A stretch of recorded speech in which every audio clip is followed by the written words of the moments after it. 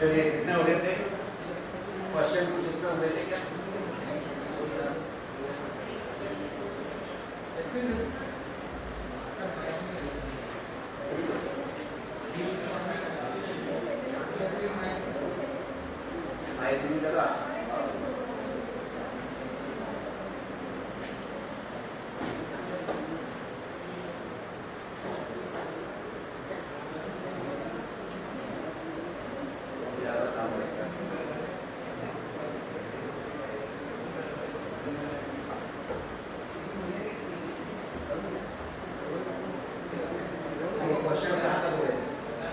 ये सब थ्योरी समझा दी थी मैंने, ठीक है।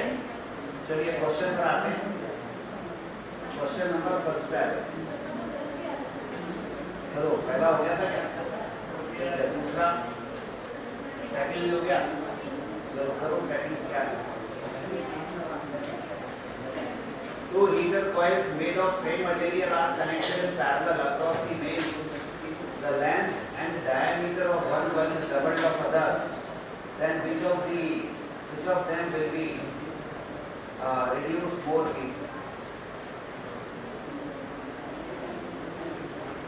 इसमें ज्यादा हीट प्रोड्यूस होती है।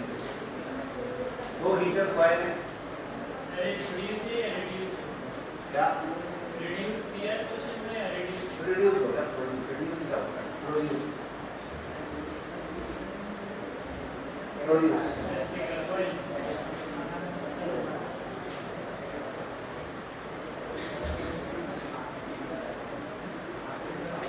देखो मटेरियल सेम है, पैरेलल में है, मतलब वोल्टेज सेम होगा, length and diameter of one coil is double of that of other.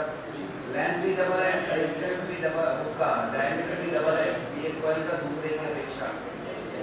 तो रेजिस्टेंस निकाल दो इससे, उसको डाल दो, डालो ना बेटा, डालो नीचे डालो।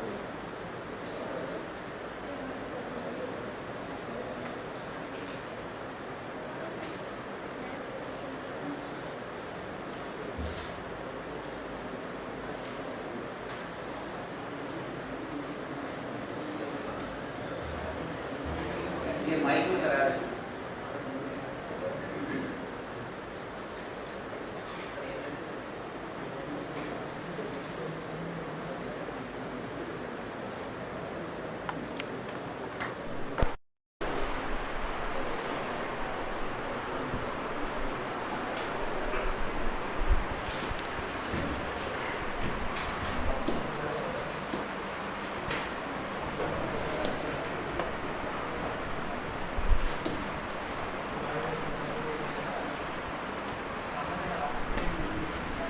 तो देखो दो हीटर कॉइल हैं जिनके जो रेजिस्टेंस है ना वो निकाल लो पहले।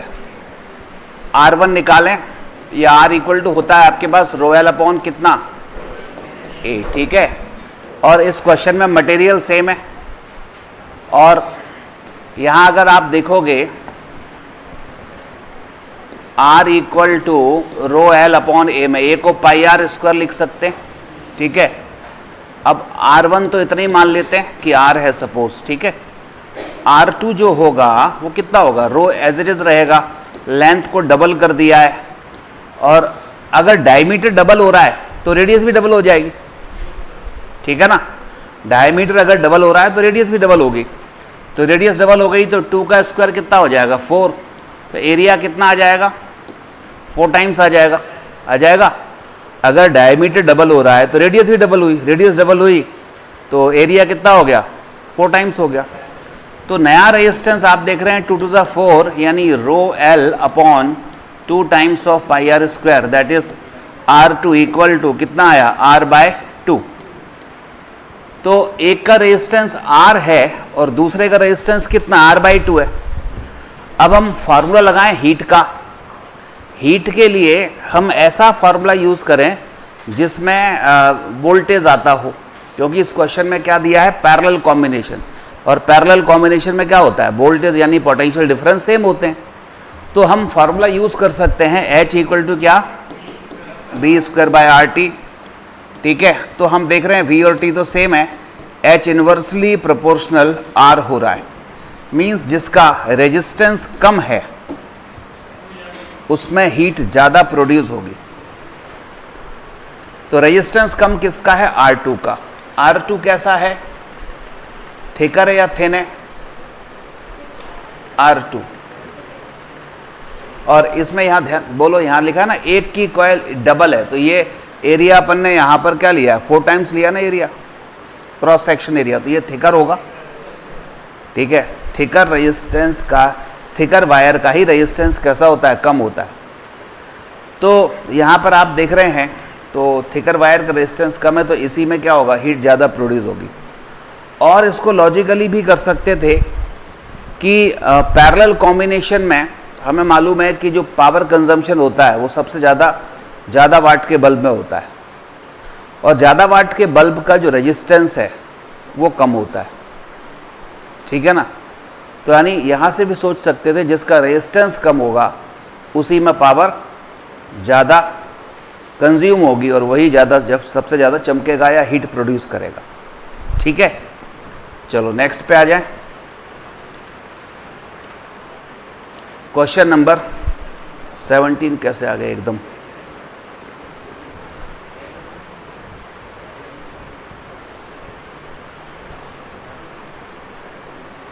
क्वेश्चन नंबर 3 पर आ जाते हैं। बोलो 3 में क्या बोला जा रहा है?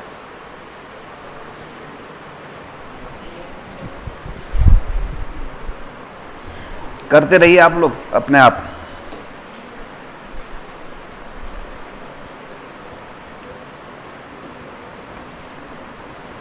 The filament of 2 bulb, 2 bulb के फिलामेंट की बात कर रहा है, 100 watt and 200 watt are of same length and material. किसका फिलामेंट थिकर या थिनर होगा?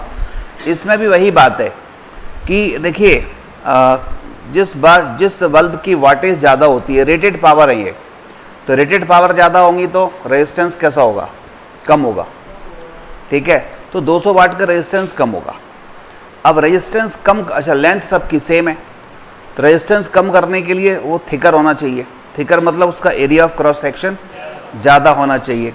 तो 200 वाट जो है उसका रेजिस्टेंस कम होगा, यानी वही कैसा होगा? थिकर होगा। तो 200 वाट, इसका आंसर हो जाएगा बी बॉम्बे, कि filament of 200 watt bulb will be thicker. ठीक है, लॉजिकल क्वेश्चन है।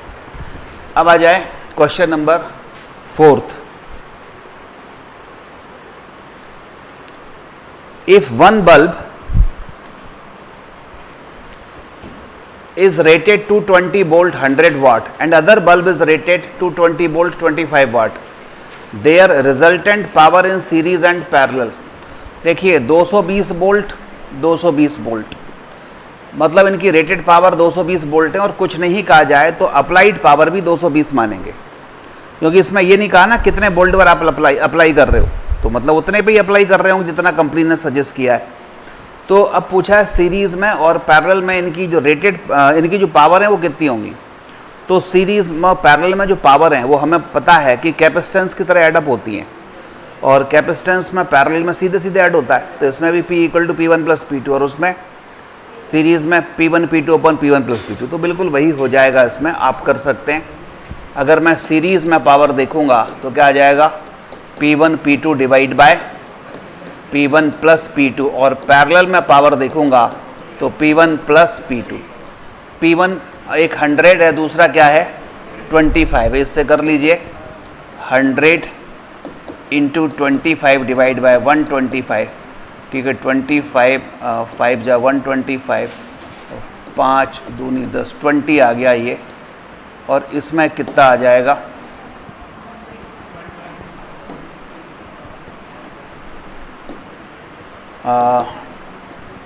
125। ठीक है, क्लियर है?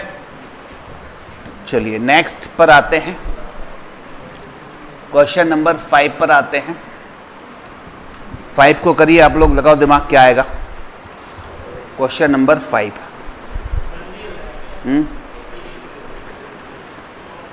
40 बल्ब हैं सीरीज में कनेक्ट किए गए 220 वोल्ट की लाइन पर। If one bulb got fused and remaining 39 bulb are in series, तो बताओ। A 39 bulb is more than 40 bulb. चलिए देखते हैं ए है कि नहीं है। ए और बी दोनों ही सेम ही तो दिए हैं। एक में लेस कर लेते हैं, चलो ये बी में लेस कर लेता हूं। देखो ऐसा है, 40 बल्ब हैं, 220 वोल्ट की लाइन पर जुड़े हैं, सीरीज में जुड़े हैं, तो पावर जो भी कंज्यूम हो रही हो ठीक है, कोई दिक्कत नहीं।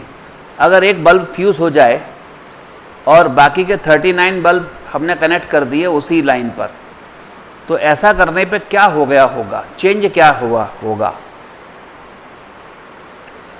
बताओ। क्या वोल्टेज चेंज हो गए होंगे, नेट वोल्टेज, अप्लाइड वोल्टेज? नहीं, 220 वोल्ट की लाइन पर पहले भी जुड़े हैं, अब भी उतने ही वोल्ट की लाइन पर जुड़े हैं। पहले 40 बल्ब थे तो एक बल्ब का रेजिस्टेंस अगर आर है तो 40 बल्ब का रेजिस्टेंस क्या हुआ, 40 आर। अब 39 बल्ब हैं तो 39 आर है, मतलब दो सिचुएशन में रेजिस्टेंस कम हो गया है। क्या कम हो गया है? रेजिस्टेंस कम हो गया, लेकिन क्या सेम है?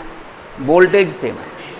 वोल्टेज जब सेम है तो पावर कंजम्पशन का फॉर्मूला V²/R लगाओ, तो V तो सेम है, वोल्टेज सेम है दोनों सिचुएशन में, R कम हो गया है तो पावर कंजम्पशन ज़्यादा होगी, यानी glow of 39 bulb is more than 40 bulb. ठीक है। अब इसमें किसी के दिमाग में आ सकता है कि ये तो सीरीज में जुड़े हैं, तो आपको सीरीज में फार्मूला ये यूज़ करना चाहिए। ये यूज़ तब करते जब एक ही सिचुएशन दी होती और वो कहता किसी पर्टिकुलर बल्ब में पावर कंजम्पशन कितना है। जैसे 40 बल्ब हैं, अलग अलग वैल्यू के होते, अलग अलग वाटेज के होते।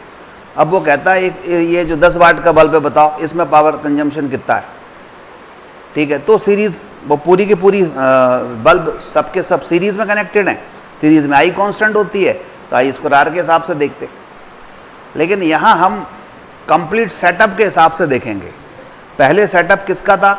40 बल्ब का, और अब सेटअप कितना है? 39 बल्ब का। तो पहले सेटअप जो 40 बल्ब का था उसमें हीट प्रोड्यूस कुछ हो रही थी। अब जो सेटअप 39 बल्ब का है, 39 बल्ब के सेटअप में कितनी हीट प्रोड्यूस हो रही है वो पूछा है। तो दोनों सेटअप में क्या सेम है? वोल्टेज सेम है। उस सेटअप के अंदर वो कैसे जुड़े हैं उससे हमें क्या लेना देना था। ठीक है ना। तो दोनों सेटअप में क्या सेम है? वोल्टेज सेम है, ये ध्यान रखेंगे। चलो और बोलो।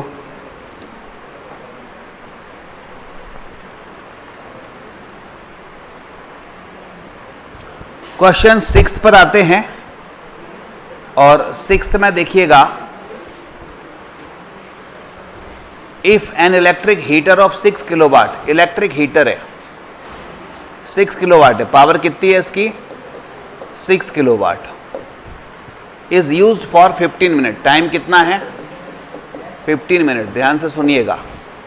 Then heat produce in calorie, अच्छा कैलोरी में हीट प्रोड्यूस पूछा है, तो हीट इक्वल टू होता है P/T, सिंपल है ये तो, लेकिन ये जूल में आएगा। कैलोरी में चेंज करने के लिए 4.2 से डिवाइड कर देना। ठीक है, तो पावर है 6 किलो, किलो यानी 10⁻3, टाइम कितना हो गया? 15 मिनट, यानी सेकंड में चेंज करो 60, ये जूल में आएगा।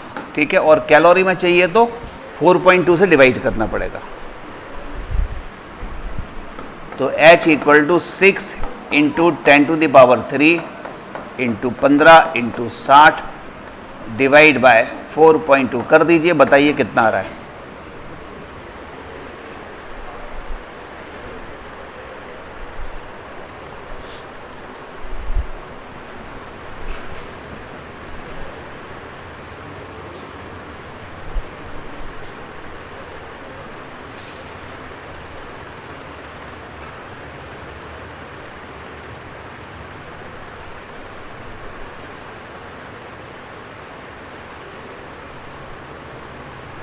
ऊपर कितना है? 54 10⁵ डिवाइड बाय 4.2 करो डिवाइड।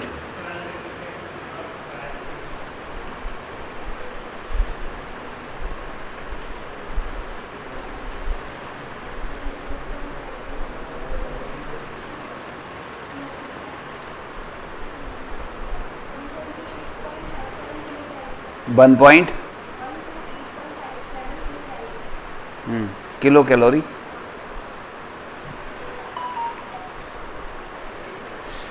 सभी का क्या रहा है?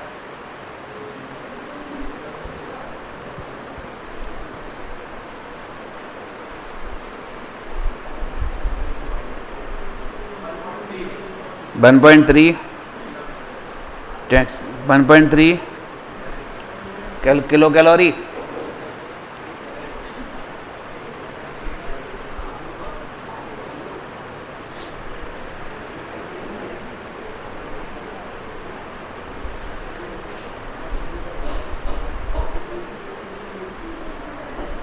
वन 1.28 या 1.3 चल जाएगा। 1.3 10 टू दी पावर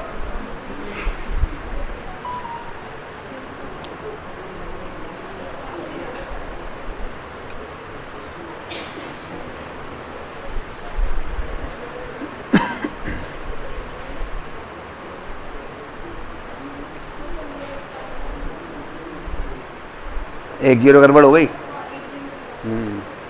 क्या है आप बोलो final answer? 6 1.3 10 to the power 6। ठीक है, चलो नेक्स्ट।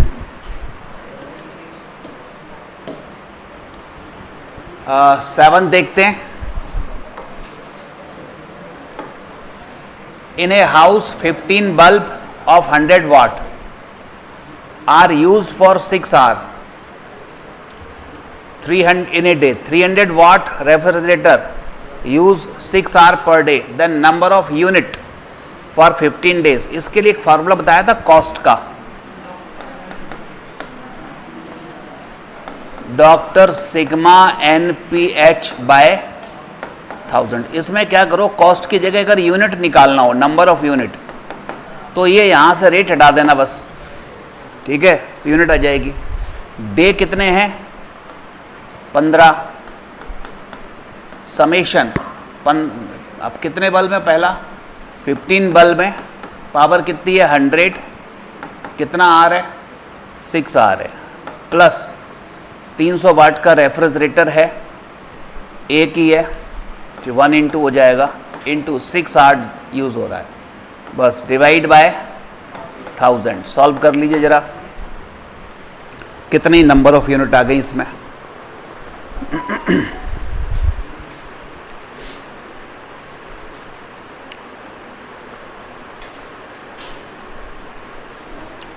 $1800 इंटू 90 कितना आ गया?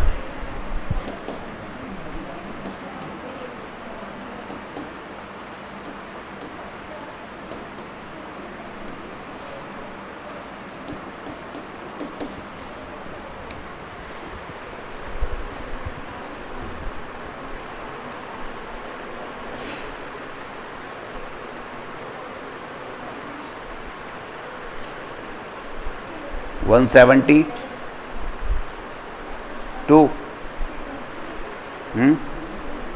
162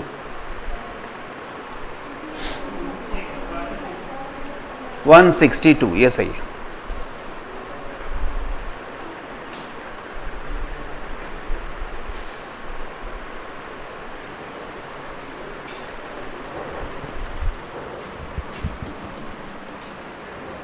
चलो next मिटाऊं। When a constant potential is applied across a wire of uniform thickness, then heat produced will be doubled. तो क्या किया गया होगा? कांस्टेंट पोटेंशियल मतलब पोटेंशियल डिफरेंस कांस्टेंट है, एक वायर के अक्रॉस लगाया, यूनिफॉर्म थिकनेस है, अगर हीट प्रोड्यूस डबल हो गई तो देखिए H equal to V square upon R T, V same है, तो हीट को डबल करना है मतलब R को क्या करना पड़ा होगा? कम करना पड़ा होगा। तो R को कितना कम करना पड़ा होगा? हाफ करना पड़ा होगा। तो रेजिस्टेंस हाफ करना पड़ा होगा, तब हीट डबल हुई होगी। अब रेजिस्टेंस को हाफ करने के लिए लेंथ या रेडियस या बोथ क्या करने पड़े होंगे वो देख लीजिए आप। देखिए क्वेश्चन 8 में V कांस्टेंट बोल रहा है, तो हीट मतलब V स्क्वायर बाय RT की बात कर रहे हैं, ये सब कांस्टेंट है। H inversely proportional R, H को मुझे 2 टाइम्स करना है, तो जो R है वो हाफ टाइम्स होगा, हो जाएगा। अब R हाफ होगा तो R इक्वल टू होता है रो एल अपॉन ए, और A को लिखते हैं हम पाई आर स्क्वायर। एक एक करके चेक कर लेते हैं, क्या अकेली लेंथ को डबल करके रेजिस्टेंस हाफ होगा? नहीं। रेडियस को डबल करूंगा तो ये नीचे 4 टाइम्स हो जाएगा, 1/4 होगा। इससे भी काम नहीं चला, दोनों डबल कर दो फिर ठीक है। लेंथ को डबल किया, रेडियस को डबल किया तो नीचे 4 हुआ, तो क्या आया? 1/2 टाइम्स। तो यही आंसर है कि हमें दोनों को ही डबल करना पड़ेगा।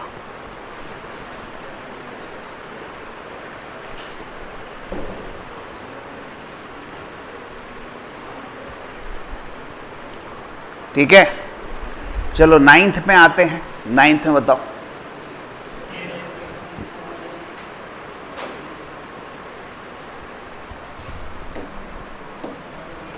तो आप लोग करो साथ साथ, चलो मैं समय दे रहा हूं। 9th करो, 2 मिनट का समय दे रहा हूं, साथ साथ करो। कॉपी पेन निकाल लो, करो साथ साथ।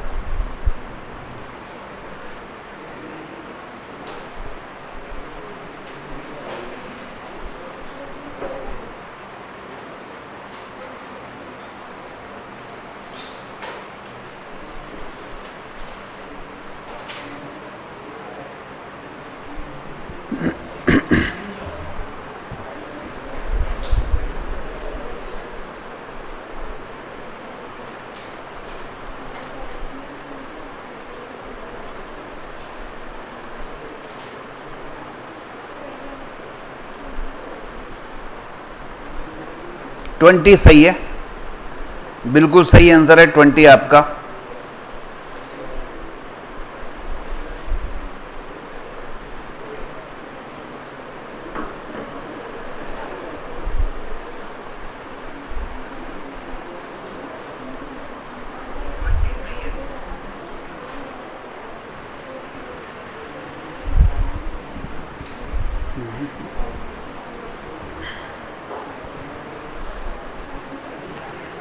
देखिए इसमें ऐसे करेंगे, 10 एम्पियर इलेक्ट्रिक आयरन है, मतलब घर में ये इतने सारे अप्लाइंसेस हैं। एक इलेक्ट्रिक आयरन है 10 एम्पियर करंट लेता है, एक इलेक्ट्रिक टोस्टर है 5 एम्पियर करंट ड्रॉ करता है, एक रेफ्रिजरेटर है 3 एम्पियर करंट ड्रॉ करता है। सबको हमने एक साथ ऑन कर दिया 220 वोल्ट की लाइन पर। तो बताइए कि सभी अगर ऑपरेट करना है एक साथ तो कितने एम्पियर का फ्यूज़ आपको लगाना पड़ेगा? तो कितने एम्पियर का फ्यूज़ लगाना पड़ेगा, मतलब सीधा बात ये होती है कि टोटल करंट कितनी ड्रॉ होगी, लगभग उतने से थोड़ा सा ज़्यादा लगा दो। ठीक है, बहुत ज़्यादा नहीं, उतने से 1 एम्पियर के ज़्यादा लगा दो। जैसे कितने हैं इसमें? Total number of total current 18 ampere आ रही है, ऐड करोगे सबको तो 18 एम्पियर तो चाहिए ना। तो मतलब एक ऐसा फ्यूज़ होना चाहिए जो 18 एम्पियर को तो पास करे और उससे ज़्यादा कोई पास ना करे, खुद फ्यूज़ हो जाए। तो अब ऑप्शन में देखो 10 एम्पियर, 15 एम्पियर, 2 एम्पियर हो नहीं सकता। तो आंसर क्या हो गया? 18 से ज़्यादा ही चाहिए, तो बहुत ज़्यादा भी नहीं चाहिए, 18 से 1-2 एम्पियर ज़्यादा, तो 20 एम्पियर लगाएंगे। Yes, next question.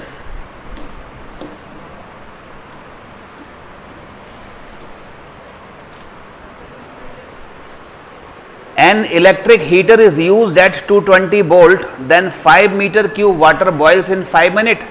Then time taken to boil the same amount of water at 110 volt. देखो 220 वोल्ट पर इतने वॉल्यूम का पानी 5 मिनट में उबलता है। तो अगर हम वोल्टेज आधे कर दें तो बताइए कि जो अब टाइम है वो कितना लगेगा। तो अगर इसमें भी हम 2 सिचुएशन की बात करें, 2 सिचुएशन में मतलब पहले 5 मिनट लग रहे थे और दूसरे बार कितने समय लगेगा वो पूछा है। तो दोनों टाइम में क्या क्या सेम है? दोनों सिचुएशन में बताओ क्या क्या सेम है।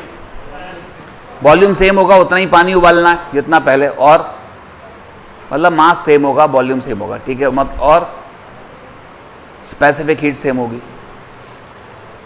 और हीटर बदला है क्या? हीटर भी नहीं बदला, तो हीटर का रेजिस्टेंस भी चेंज नहीं हुआ होगा, केवल वोल्टेज बदला है। तो अगर हम ये फॉर्मूला देखें जो पहले अपन कर रहे थे, P इंटू टी बराबर कितना, ms डेल्टा थीटा, यही कर रहे थे।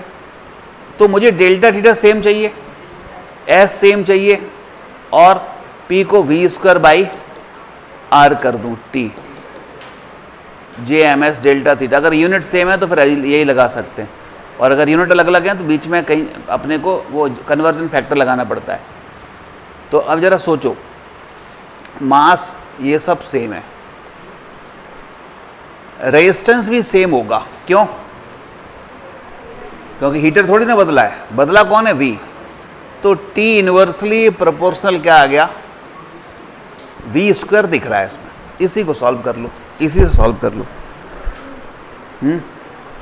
कितना आ रहा है? 20 मिनट, यही आ रहा है।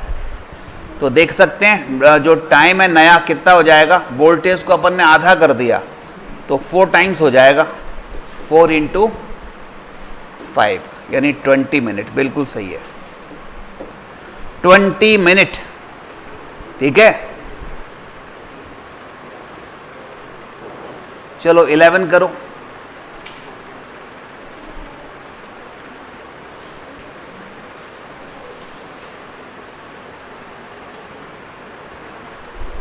क्वेश्चन नंबर 11 करिए।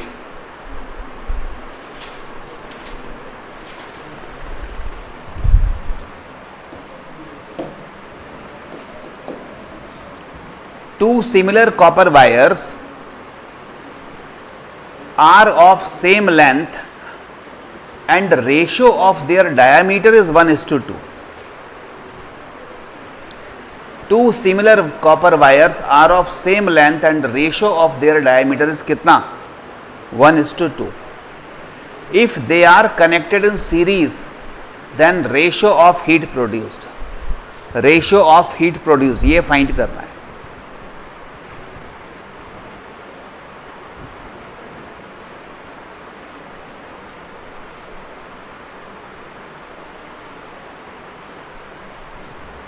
बोलो। 4:1 देखते हैं। यहां हम ऐसा कर लें, सीरीज में कनेक्टेड हैं, एक ही सिचुएशन दी है और एक ही सिचुएशन में करंट सेम होती है अगर सीरीज में कनेक्ट हैं तो, और 2 कॉपर वायर की बात कर रहा है, heat ratio of heat produce, तो H = I² RT लगाया जाए, ठीक है। तो H डायरेक्टली प्रोपोर्शनल क्या आ रहा है? R। तो अब रेजिस्टेंस क्या होता है? ρL/A मतलब πr²। लेंथ सेम है, और अगर डायमीटर का रेशियो 1:2 है तो रेडियस का रेशियो भी 1:2 होगा। तो R की जगह अगर मैं R इन्वर्सली प्रोपोर्शनल क्या आ गया? स्मॉल r², तो H इन्वर्सली प्रोपोर्शनल r² हो गया, ठीक है। अब इसमें अननेसेसरी इतना लंबा मत किया करो, सीधे सीधे मन में सोचो कि H डायरेक्टली प्रोपोर्शनल क्या है? R है, और ये मन में ही समझ में आ जाएगा। I सेम है तो H = क्या होगा? I² RT, मतलब H डायरेक्टली प्रोपोर्शनल R। अब R से हिसाब लगाओ रेडियस का, वो इन्वर्सली प्रोपोर्शनल का होता है स्क्वायर में, तो H इन्वर्सली प्रोपोर्शनल क्या हो गया? R²। ये सीधे सीधे मन में करनी है, लिखनी नहीं है। H इन्वर्सली प्रोपोर्शनल R² हुआ। अब सोचो H1/H2 निकालना है, तो इसका उल्टा हो जाएगा 2/1 का स्क्वायर, यानी 4:1। कितना आ रहा है? 4:1, ये आ जाएगा। और वैसे भी अपने को मालूम है, रेडियस अगर आधी हो जाए या रेडियस अगर डबल हो जाए, रेडियस अभी तक यही तो करते आ रहे हैं, इसमें भी तो सेकंड की रेडियस डबल है, तो रेडियस अगर डबल हो जाए तो एरिया 4 टाइम्स हो जाता है, ठीक है ना।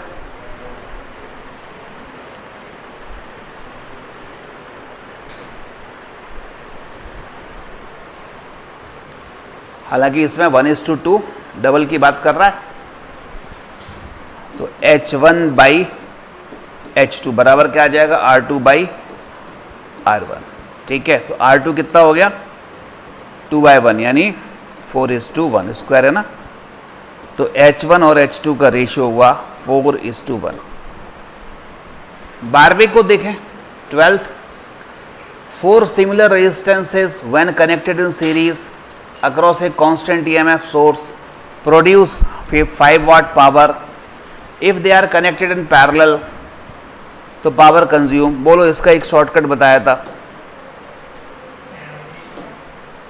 क्या, PP upon PS equal to N square. तो 4 तार है ना, 4 सिमिलर रेजिस्टेंस है ना, ठीक है, सीरीज में कनेक्ट कर रहे हैं तो 5 वाट की पावर है। PS 5 है, N 4 है, 4 का स्क्वायर कर दो तो 80 आ गया। 80 वाट पावर का कंजम्पशन होगा। चलो क्वेश्चन नंबर 13 पर आ जाओ, करो। यस, क्वेश्चन नंबर 13 करिए। If a wire of resistance to 20 ohm is covered with ice and 210 volt is applied across the wire, then rate ice melting, मतलब इसमें dm अपॉन dt पूछा है, आइस के melt होने की रेट।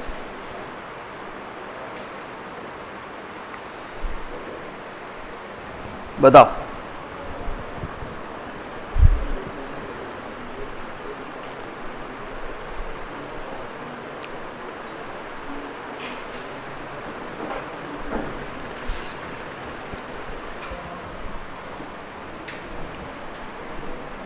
कौन सा क्वेश्चन है, 13। देखना, एक वायर है जिसका रेजिस्टेंस कितना है, 20। R इक्वल टू कितना हो गया, 20 ओम, ध्यान दीजिएगा। एंड इस पे वोल्टेज कितना लगा रहे हैं, 210 वोल्ट। और ऐसा कहा गया है कि एक रेजिस्टेंस का वायर था, इस पर आइस से कवर्ड कर दिया है इसको, और ये V वोल्ट की बैटरी लगा दी है। तो ये रेजिस्टेंस गर्म होगा, हीट प्रोड्यूस करेगा, तो ये आइस जो है मेल्ट होना शुरू हो जाएगी। तो पूरी की पूरी हीट जो रेजिस्टेंस से प्रोड्यूस हो रही थी वो किसको मिलेगी, वो आइस को मिलेगी। तो हम यहाँ फार्मूला ये लगा सकते हैं, P into T equal to JMS delta theta, ये लगाएंगे। ठीक है, बोलो क्या,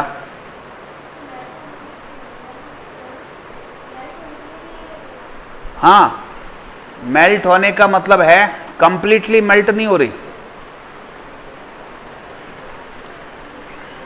नहीं, इसमें कंप्लीटली इसमें टेम्परेचर की बात कर रहा है क्या, नहीं कर रहा, तो ml लगेगा। फिर क्या लगेगा, ml। इस स्पेसिफिक हीट की जगह फिर अपने को वो लेनी पड़ेगी, लेटेंट हीट। और कंप्लीटली मेल्ट की बात नहीं कर रहा, JML लगाओ।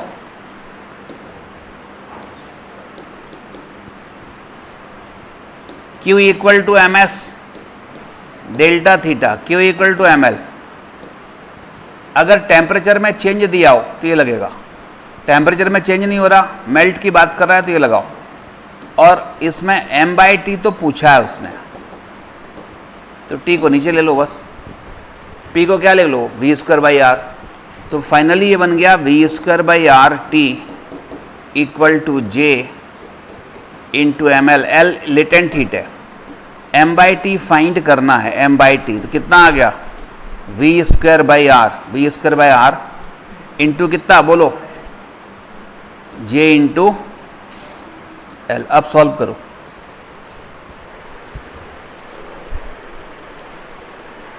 R और V दिए हैं, L ले लेना 80।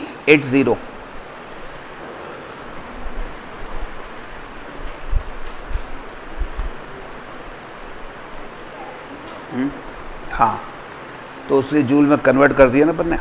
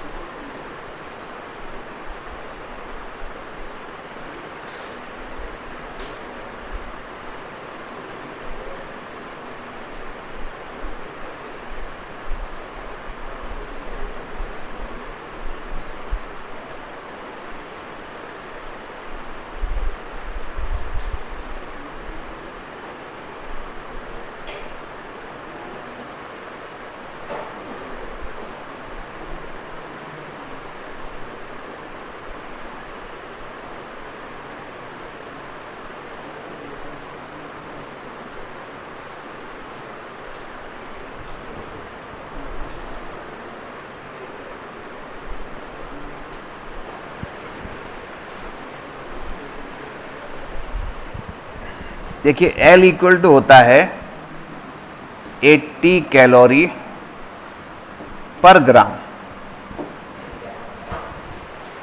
ठीक है। और अगर आप ग्राम को चेंज नहीं करेंगे तो ग्राम में ही आंसर आएगा, ग्राम पर सेकंड।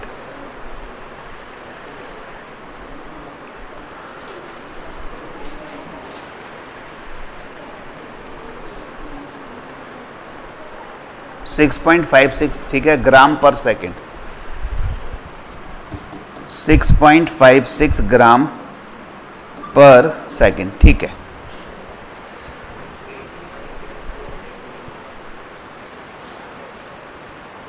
क्वेश्चन है, कौन सा हो गया, 13 हो गया, 14 पर आ जाए। Electric heater of resistance 12 ohm connected across इतने volt line, time taken to heat 40 gram from 15 degree Celsius to 80 degree Celsius, water will be. तो अब इसमें आप देखोगे इसमें टेम्परेचर चेंज हो रहा है, तो फिर JMS डेल्टा थीटा ये वाला लगेगा। करो सॉल्व इसको भी, जल्दी करिए।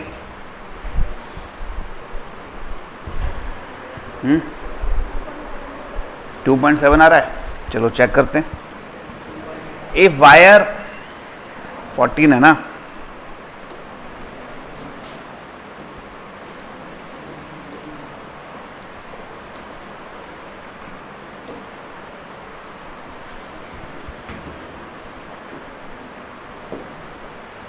an electric heater of resistance 12 ohm connected across 220 volt line, resistance कितना दिया है 12 ओम और 220 वोल्ट लाइन पर कनेक्ट किया है। Time taken to heat 40 gram from 15 degree Celsius to 80 degree Celsius.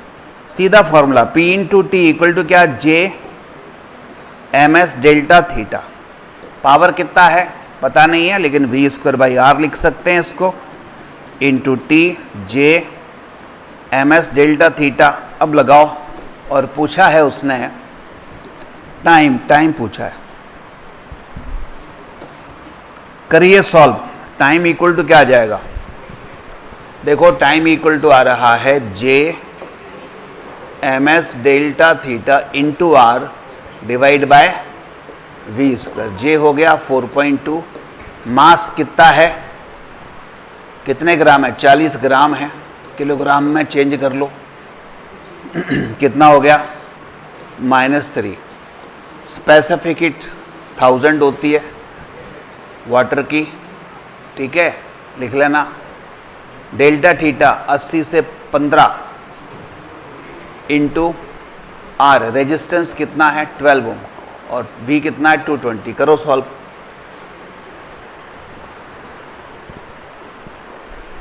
करो, R कितना दिया 12, V दिया है 2.220 का होल स्क्वायर। करो इसको सॉल्व।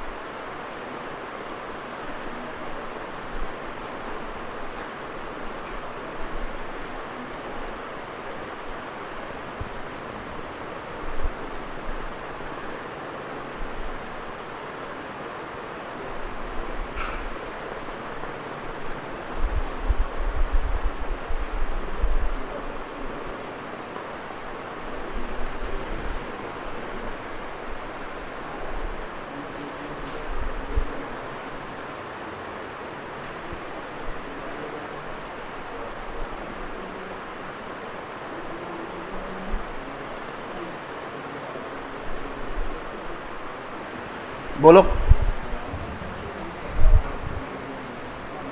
कितना? 2.7, हाँ चल जाएगा। 2.7 second. Yes, question number 16। The temperature of water obtain, अच्छा 15 है अभी। If energy is available at the rate of 746 watt, then time required to boil 1 liter water at 25.4 degree Celsius. बोलो same formula, P into T equal to J M S delta theta. Power दे रखी है 746, time पूछा है J 4.2, mass volume into density करना पड़ेगा, वो litre दिया है। ठीक है, कितने लीटर दिया है? 1 लीटर। किलोग्राम में चेंज करोगे तो 1 लीटर कितना होता है? 1 लीटर 1 किलोग्राम ही होता है। ठीक है, फिर उसको वॉल्यूम इंटू डेंसिटी कुछ करने की जरूरत नहीं है, मास यानी 1 किलोग्राम ही लिख लो। केवल वाटर के केस में होता है ये। देखो, फॉर ओनली वाटर जितने लीटर उतने किलोग्राम। जैसे मास इक्वल टू क्या होता है? Volume into density. वॉल्यूम हुआ 1 लीटर, ठीक है। डेंसिटी कितनी होती है वाटर की 4 डिग्री सेल्सियस पर?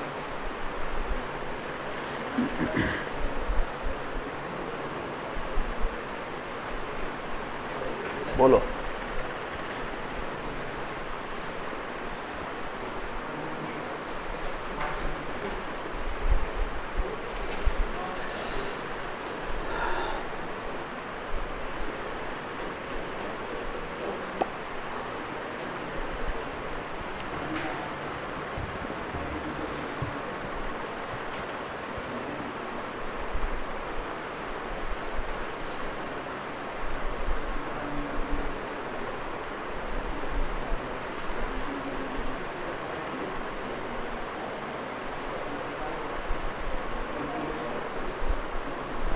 करो, सॉल्व करो।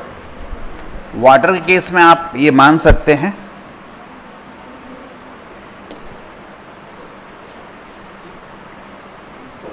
वन ले लिया मैंने, ठीक है। चलो, टेम्परेचर डिफरेंस कितना है?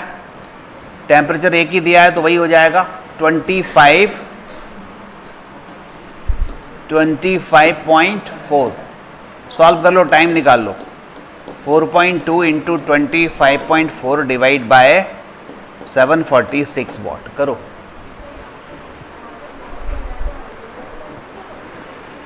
कहाँ पर लिखा है? अच्छा, वाटर कर रहा एट 25.4 बॉयल लिखा है क्या? किधर लिखा है? हाँ लिखा है। यानी आपको 0 से नहीं करना, 25.4 से करना, तो माइनस करना पड़ेगा। सही है, ठीक है।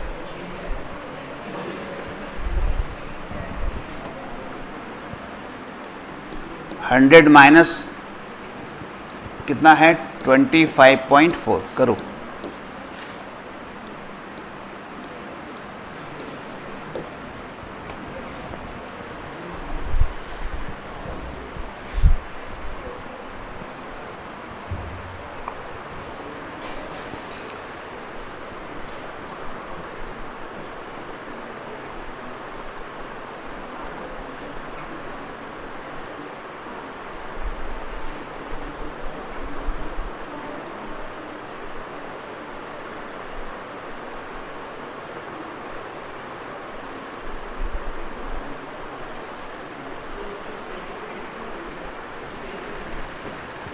वन।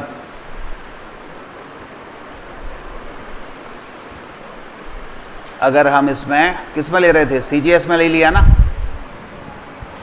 ये हमने तो किलोग्राम में ले लिए ना सारे, तो फिर इसको सीजीएस में ना लेके किलोग्राम में लो, और उसमें एमकेएस में लो। तो एमकेएस में होती है 1000, यहाँ पर 1000 और लिख लेना। लाओ दोबारा ही कर देता हूँ।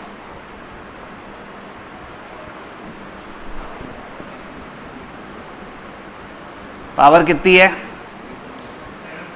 746।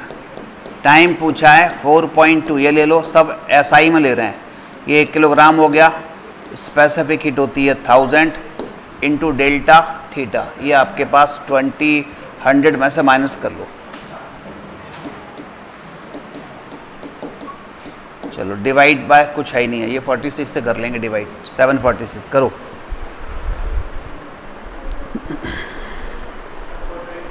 हम्म 420 ये आ रहा है, सही है।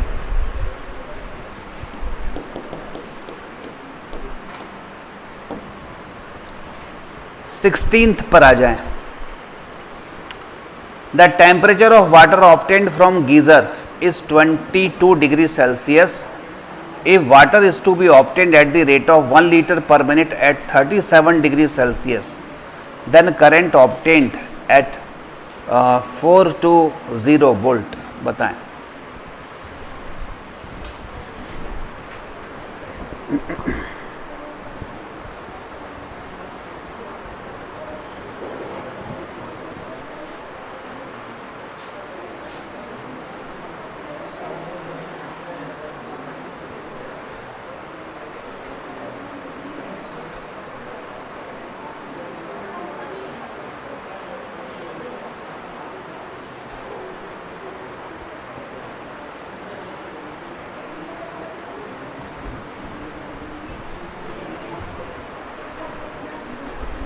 कितना? 2.5 सेकंड वाले का, ये वाले का 16 का 2.5। हाँ, तो फार्मूला क्या लग गया आपके पास? वोल्टेज दिए हैं तो P into T equal to J MS delta theta V square by R। क्या? अच्छा, करंट निकालना है तो P इक्वल टू VI लगा लो, R की जरूरत ही नहीं है।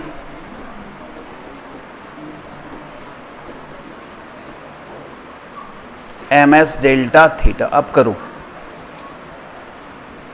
और लीटर पर मिनट यानी M/T निकालना है।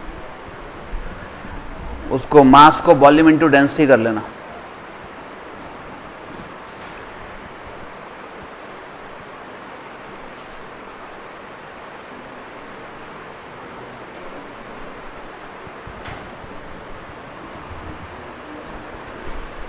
करो।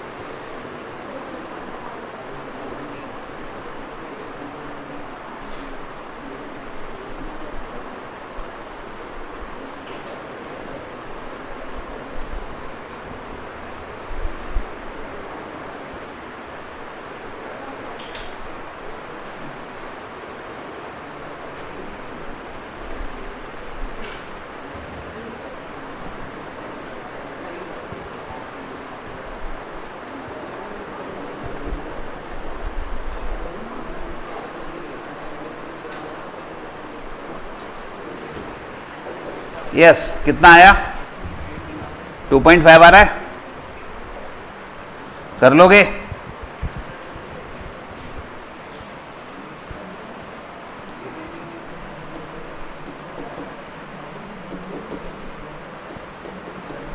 मास को लिख लेना volume into density S delta theta. ठीक है, अब इसमें आप देख लो कि क्या क्या सेम है। M/T तो निकालना ही है, सिंपल ही। और इसमें आप देखो V दिया है 420 I करंट निकालना है ना, और 1 लीटर पर मिनट दिया ही हुआ है। T को नीचे ले जाओ, करंट निकालना है आपको J इंटू वॉल्यूम को VDS मान लूँ, divide by T, density S delta theta. ठीक है, डिवाइड बाय आ गया V। अब आप देखें केवल वैल्यू पुट करना है आपको। J की वैल्यू 4.2 हो गया, VDS बाई T कितना दिया, 1 लीटर पर मिनट दिया है। 1 लीटर मतलब 1 किलोग्राम, तो वो 1 kg हो जाएगा, डिवाइड बाय मिनट को सेकंड में चेंज कर लो 60। डेंसिटी सब कुछ हम SI में लिख रहे हैं, 1000 लिख लेंगे डेंसिटी वाटर की। ये हो गया S, ये भी हो जाएगा 1000। ठीक है, इनटू डेल्टा थीटा, ये दिया ही हुआ है V वोल्टेज 420। बस इसी को सॉल्व कर लो, कितना आ रहा है 2.5। ठीक है, 2.5 एम्पियर। चलो नेक्स्ट क्वेश्चन है, मिटाऊं इसको। 17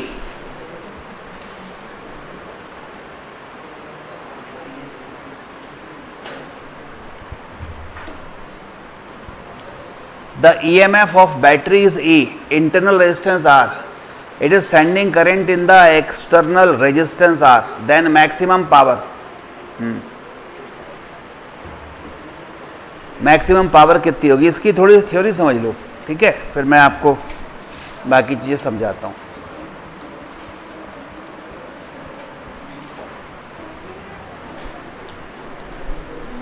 जैसे एक सेल है, ये इसका इंटरनल रेजिस्टेंस है, EMF ही है, और ये हमारे पास एक एक्सटर्नल रेजिस्टेंस है कैपिटल R। ठीक है,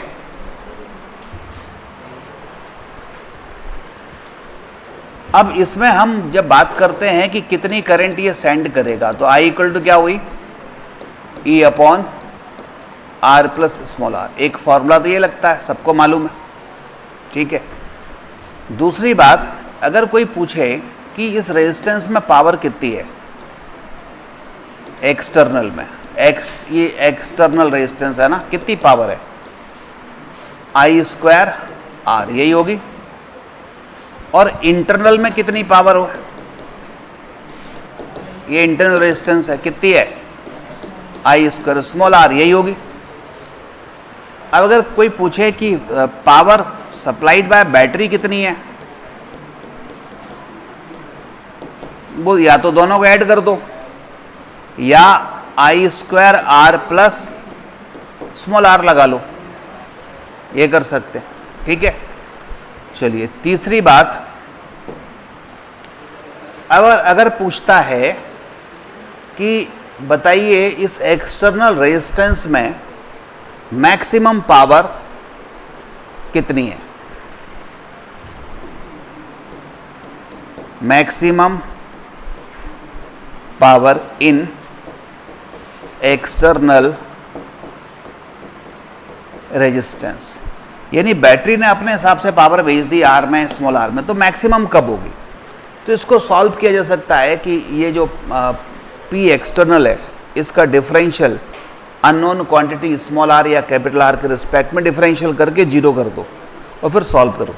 तो सॉल्व करेंगे तो dP ओवर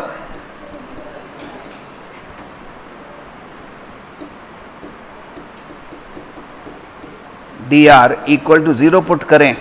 ठीक है, तो हमें ये मिलेगा small r equal to capital R। तो यहां से हम ये कह सकते हैं कि मैक्सिमम पावर बैटरी एक्सटर्नल को तब देती है जब इंटरनल रेजिस्टेंस और क्या हो जाए, एक्सटर्नल इक्वल हो जाए। तो जब ये इक्वल हो गया तो आप देखेंगे उस समय P एक्सटर्नल की मैक्सिमम पावर कितनी होगी। तो हमें मालूम है आई स्क्वायर आर होती है, ठीक है। आई की जगह हम अगर पोटेंशियल के टर्म में भी इसको लिखना चाहें तो क्या लिख लेंगे, आई इक्वल टू क्या होगा, ई अपॉन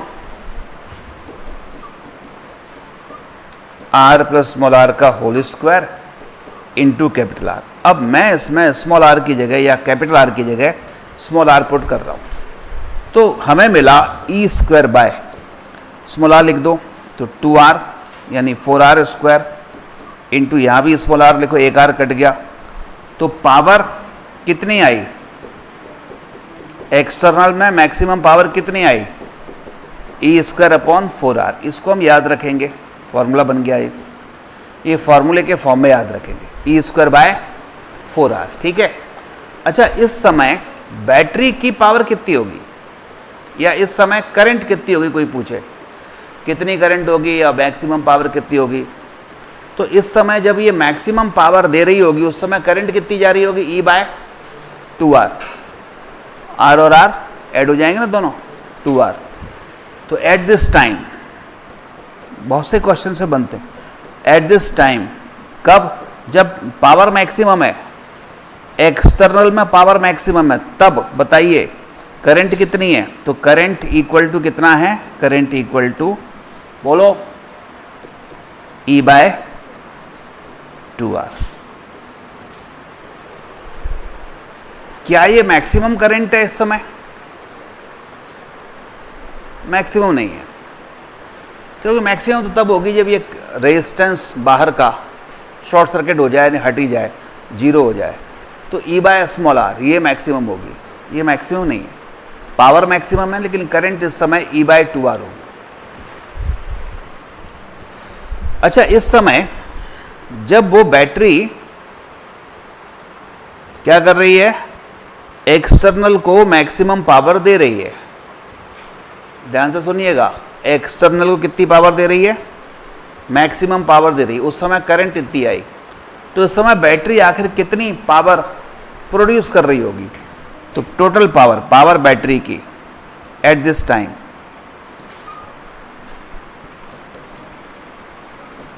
बोलो बैटरी की पावर होती है आई स्क्वायर, ये वाली आई की जगह E by R plus small R लिखें, square into R plus small are.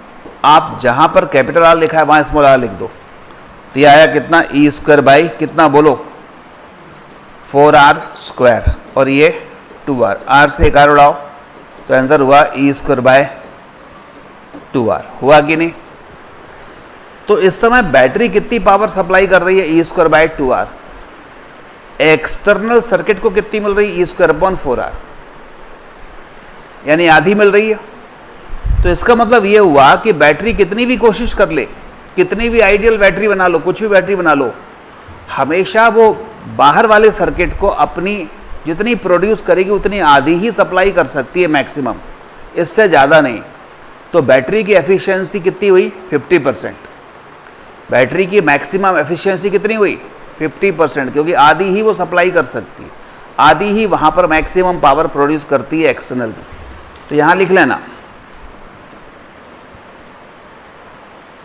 अब देखो इससे कितने सारे पॉइंट बन गए।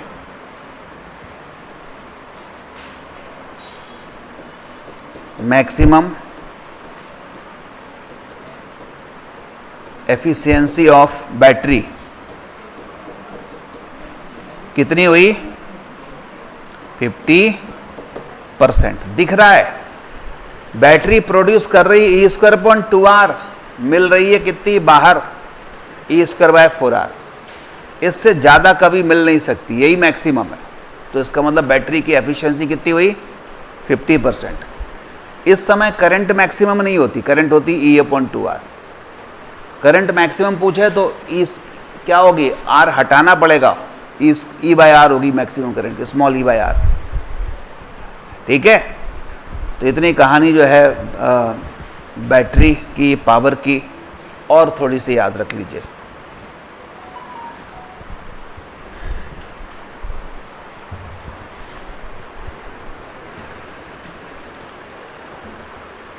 एक चीज इसमें रह गई, मान लीजिए कोई पूछा है इंटरनल रेजिस्टेंस की पावर कितनी है, यहीं पर कोई पूछता है, जैसे एक्स्ट्रा वो लिख दिया है मैंने, हालांकि E square R I square R, I की जगह क्या आ जाएगा E by R plus small R. जब ये मैक्सिमम पावर इसको मिल रही है तो इंटरनल को कितनी मिल रही होगी, इतनी ही, आधी। आधी इसके पास गई, आधी जो है इंटरनल ने खा ली, तभी तो इसको आधी मिली। इंटरनल रेजिस्टेंस अगर नहीं होता तो पूरी मिल जाती। 50% एफिशिएंसी इसीलिए आई ना, क्योंकि 50% जो पावर है कंज्यूम कहाँ पर हुई, इंटरनल में भी हुई, और आधी जो है उसको मिल गई। ठीक है, मिटाऊं? चलो अब क्वेश्चन कर सकते हैं ये वाला 17। The EMF of battery is E, internal resistance is small r, it is sending current in external resistance R, then maximum power कब होगी, ये हो जाएगा A capital R equal to small r। ठीक बात है। एक क्वेश्चन ये टेस्ट में भी पूछा था, इसको भी करते हैं अपन।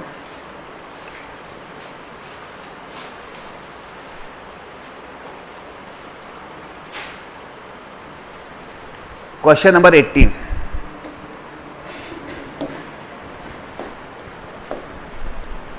A cell is initially sending current in R1, then it sends current in resistance R2. For the same time, heat produced in both the resistance is same, then internal resistance of cell is। heat produce same है दोनों में, H1 equal to H2 है। बोलो R दिया है, क्या formula apply किया जाए, टाइम सेम है, और बोलो इसको क्या लगाऊं, आप भी स्क्वायर बाय आर लगा सकते, आई स्क्वायर आर लगा सकते, बस दोनों को बराबर कर दो।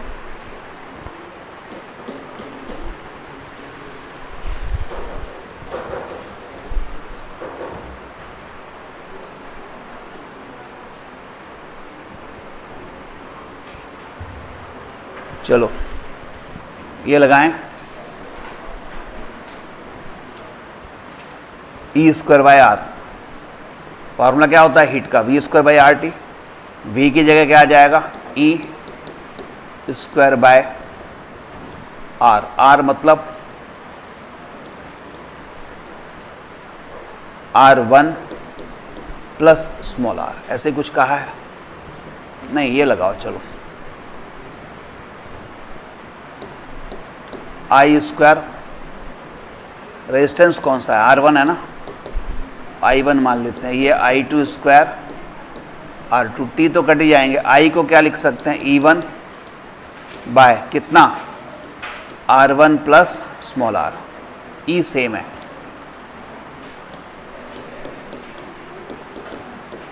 E by R2 plus R। अब देखो क्या कैंसिल हो रहे हैं, ई स्क्वायर कैंसिल, इधर क्या बचा, या एक काम करो दोनों तरफ पहले स्क्वायर रूट ले लो, स्क्वायर रूट लिया तो ई आया, R1 का स्क्वायर रूट R1 आया, नीचे से स्क्वायर हट गया तो R1 प्लस स्मॉल r आया। इधर क्या हुआ बोलो, E into square root of R2 आया, R2 प्लस आ रहा है, इसमें कोई दिक्कत नहीं, ई से ही उड़ा दो।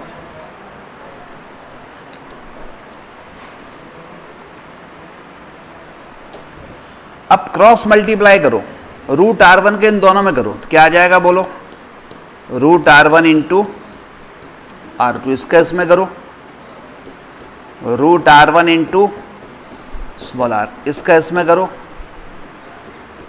R1 इंटू रूट R2, इसका इसमें करो, स्मॉल r रूट R2, यही हो रहा है। अब इसमें देख लो कि हमें निकालना क्या है, इंटरनल रेजिस्टेंस निकालना है, तो इसमें भी है इसमें भी है, इनको इधर खींच लो तो root R1 minus root R2 common आ जाएगा, ये स्मॉल r कॉमन आ जाएगा, इधर आ जाओ, इसमें और इसमें इसको जब इधर खींचेंगे तो रूट R1 R2 दोनों में कॉमन आ जाएंगे। यहां बचेगा क्या? रूट R1 बचेगा, और ये वाला इधर आएगा तो रूट R2 बचेगा माइनस का। आप देख रहे हो ये और ये तो कैंसिल ही हो गए, तो स्मॉल r इक्वल टू क्या आया? C। ठीक है, समझ आया क्या किया?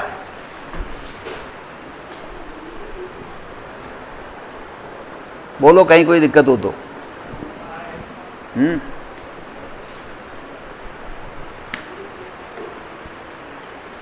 इस R2 में, इस R2 को लिख सकते हैं root R2 into root R2।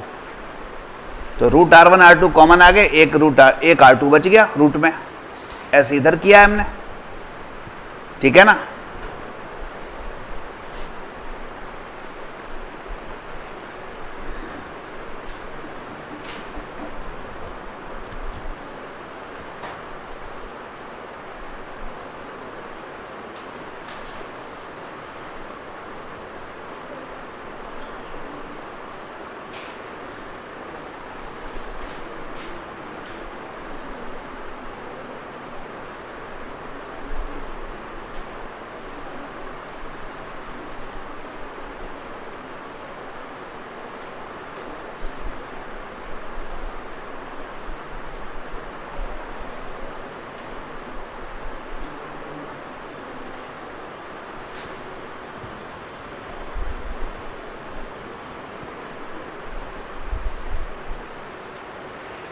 मिटा दूं?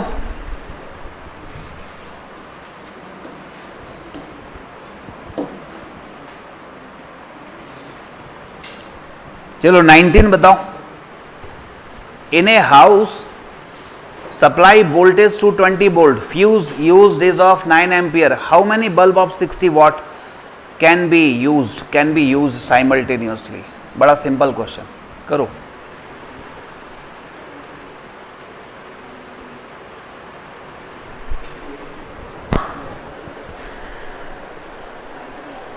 हम्म, 33।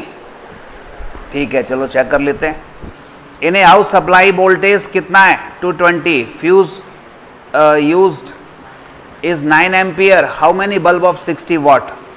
एक बल्ब 9 एम्पियर, टोटल करंट कितनी है? 9 एम्पियर। तो एक काम करो, 220 वोल्ट और 60 वॉट से पहले करंट निकाल लो। मतलब नेट करंट यहां पर जैसे 60 वॉट का एक बल्ब है ना, कितना बल्ब है? एक बल्ब है, और ये नेट करंट कितनी है? वैसे ही दिख रही है नेट करंट, जो फ्यूज में से जाएगी वही नेट करंट है। 9 एम्पियर कितनी है? ये नेट करंट है, यानी जो फ्यूज में से जाएगी वो नेट करंट हुई। अच्छा, अब 60 वॉट और 220 वोल्ट है, यानी एक बल्ब की पावर है 60 वॉट और वोल्टेज कितने हैं? 220 वोल्ट। तो एक बल्ब कितनी करंट लेगा वो निकाल लो। I equal to P equal to VI होता है, तो P बाय V से P हो गया कितना है? 60 बाय 220, तो 3 बाय कितना आ गया? 11। बोलो, 3 बाई 11 एक बल्ब की करंट है, और हमारे पास टोटल करंट कितनी है? टोटल करंट 9 है, तो बल्ब कितने लग जाएंगे? 33, क्योंकि इसी में अगर हिसाब लगा लो 33 से मल्टीप्लाई कर लो तो 9 आ जाएगा। या ऐसे नहीं सोच पाओ तो सीधे सीधे एक बल्ब की करंट है I1 और n बल्ब लगाए तो टोटल करंट हो गई 9।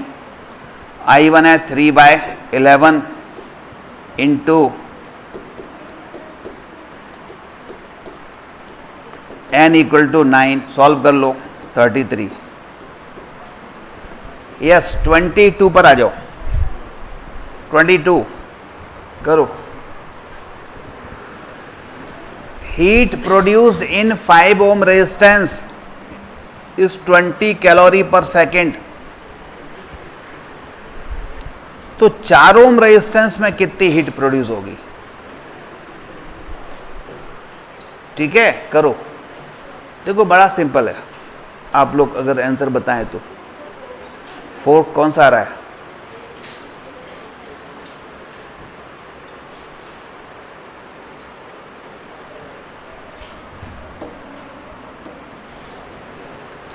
हीट प्रोड्यूस इन 5 ओम, इसमें हीट 20 कैलोरी पर सेकेंड, यानी कैलोरी पर सेकेंड मतलब पावर दे रखी है, तो 4 ओम में कितनी जाएगी?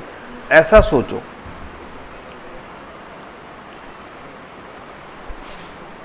एक तरीका तो ये है इसको सॉल्व करने का कि इस ब्रांच में अगर मुझे करंट पता चल जाए, इसमें कितनी जा रही है, इसमें कितनी जा रही है, तो उससे कर सकते हैं। दूसरा तरीका ये है कि दोनों ही कैसे हैं, पैरेलल में हैं, तो वोल्टेज सेम होगा, फिर इसको कितने वोल्ट मिलेंगे वो निकालने पड़ेंगे।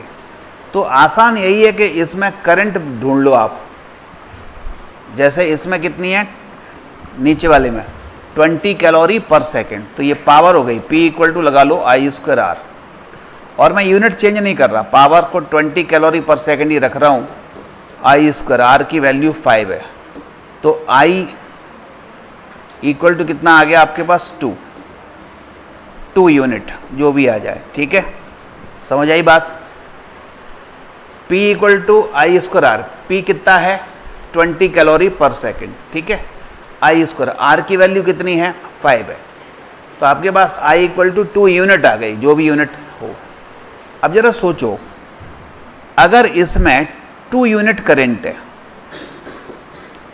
तो इसमें कितनी होगी? हिसाब लगाना है बस, सिंपल।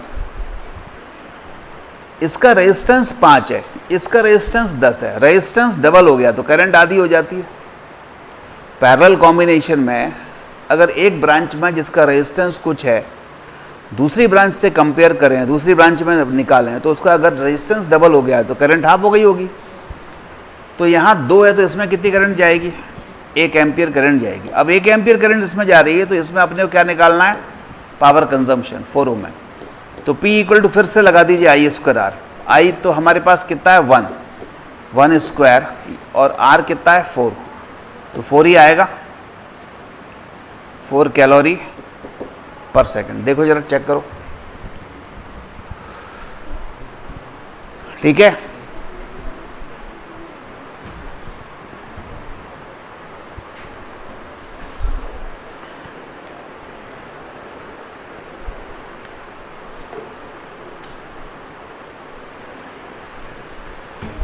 और आ रहा है?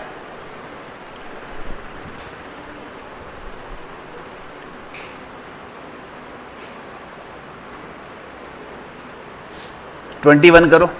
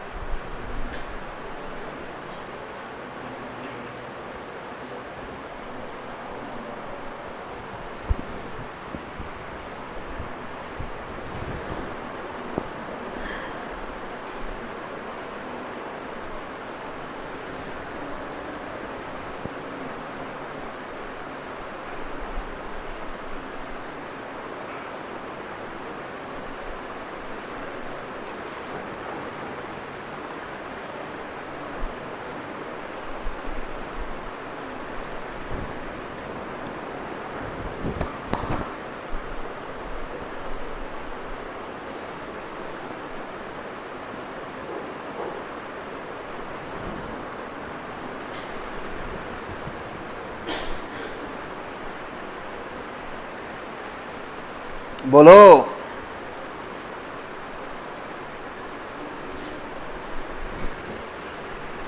मिटाऊं?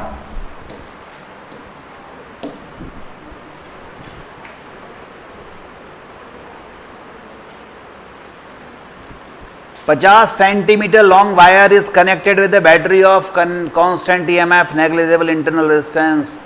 Then in which of the following conditions heat produced will be maximum? बोलो। चारों ऑप्शन में तार की ही कलाकारी कर रहा है, वो तार कोई मोड़ रहा है, तार को कुछ कर रहा है, ठीक है। क्या बैटरी चेंज कर रहा है? बैटरी चेंज नहीं कर रहा है तो क्या कांस्टेंट रहेगा? ईएमएफ यानी वोल्टेज तो कांस्टेंट रहेंगे। अब हीट प्रोड्यूस्ड पूछी है तो हीट प्रोड्यूस का ऐसा फार्मूला लगाइए जिसमें क्या सेम होता हो, वोल्टेज। तो बोलो क्या होगा, V²/R लगाओ। तो हीट प्रोड्यूस या पावर कंजम्पशन इनवर्सली प्रोपोर्शनल क्या आ गया, रेजिस्टेंस। तो जब रेजिस्टेंस कम हो जाए तो पावर बढ़ जाएगी, सिंपल है। अगर वोल्टेज कांस्टेंट है तो ढूंढो इसमें किसमें रेजिस्टेंस कम है। सबसे कम रेजिस्टेंस किसमें है, उसी में सबसे ज्यादा पावर होगी, सी में। When only half part of wire is connected with battery, तो रेजिस्टेंस आधा हो जाएगा। और कोई चेक कर लो, एक एक करके चेक कर लें। When wire is divided in 2 part, ठीक है, तो एक एक का आधा आधा हो गया। फिर connected with battery in parallel, तो इसमें तो और आधा हो जाएगा ए में। अरे एक वायर था, उसका रेजिस्टेंस R है, अब 2 टुकड़े कर दिए और दोनों को पैरेलल में कनेक्ट कर दिया, फिर बैटरी से जोड़ दिया, तो एक का R/2 हुआ, इसका R/2, तो नेट कितना हो गया, R/4। दूसरे में when wire is divided in 4 part and connected with battery in parallel, तो इसमें तो और भी कम हो गया। एक का देखो 4 पार्ट में डिवाइड किया है तो R/4 हो गया। अब R/4 का भी आधा पैरेलल में, आधा क्यों, 4 टाइम्स R/16, तो इसका B वाले का R/16 हुआ। अच्छा, only half part is connected, तो इसका तो ओनली R/2 ही रहेगा, नन। अब बताओ, ये वाला होगा ना, अब तो बी बॉम्बे आंसर होगा। 4 पार्ट में डिवाइड किया, फिर उसको पैरेलल में कनेक्ट किया, तो 1/16 टाइम्स हो गया रेजिस्टेंस, यानी 16 गुना कम हो गया, तो पावर 16 गुनी बढ़ जाएगी।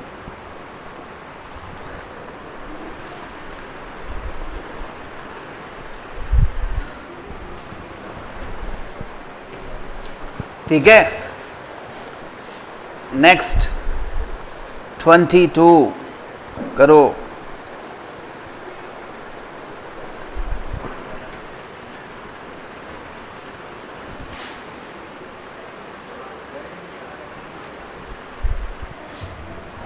Two heater each of 100 watt are connected in parallel across 220 volt, then heat produced in QP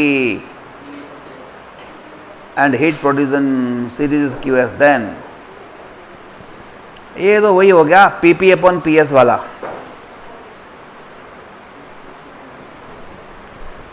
PP/PS, तो इसमें उल्टा पूछा है, QS/QP।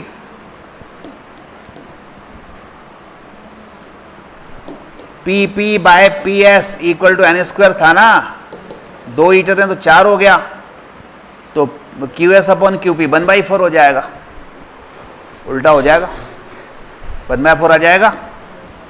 ठीक है, चलो 23 पे आ जाओ।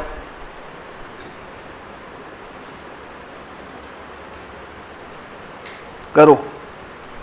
Wire of 2 resistance thermometer are of platinum and silicon, their resistance are same at room temperature. If they are connected in series, they are heat up to 80 degrees Celsius, then चारों में बताना कौन सा। सोचो इसको, बिल्कुल ऐसा ही क्वेश्चन इस बार भी आया था 2022 में। सोचो सोचो।